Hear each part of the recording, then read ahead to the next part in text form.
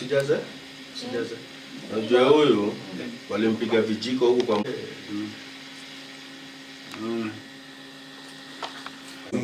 mapanga hii. Vijiko walimpiga mgongo. Walikupiga wanakuuliza nini? Kwina gunzi nyingi muno irehetwo guku sira subdivide migunda ya shareholders.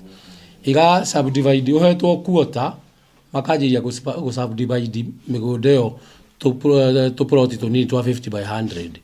Riu no advise andu mundu oke nigetheke kaundu na mundu uria mugunda wake uingiritwo niturera andu mathie ma report tondu andu aria ingi nira tuhete titles niturera andu mathie ma report borithi to riu ukuheo mugunda ni mukuheo title mugunda ucio ni waku tu wa Embakasi Ranching.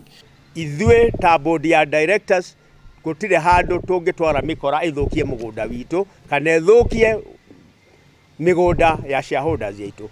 Macio mothe marario ma anakeni aitu ithue tutioi na mundu wothe toria kiwatho kwagiriire ni athie borithi aripote okorwo ni ekitwo uru statement yandikwo no horo ucio woerwo ikinya ria kiwatho. Ni hindi andu acio macokire riu mokire ale ni mahotire kura na ni tondu mwene muguria ndingiorire no hindi ndeciririe guthi kura ri nirio ndarutĩirwo bunduki ngirwo ona wageria kwehera hau no gukuraga tugukuraga acio ngi ni mora no kini wewe ukijaribu kuondoka nitakumpiga risasi.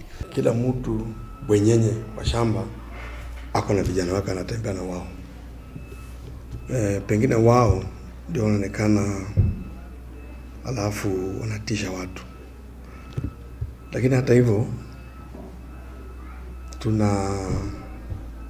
kuna faili kadhaa ambazo zimefunguliwa na DCIO kuambatana hiyo mashamba na zimepelekwa kwa ODPP atupatie consent ndio tuanze kukamata watu tukipeleka kotini.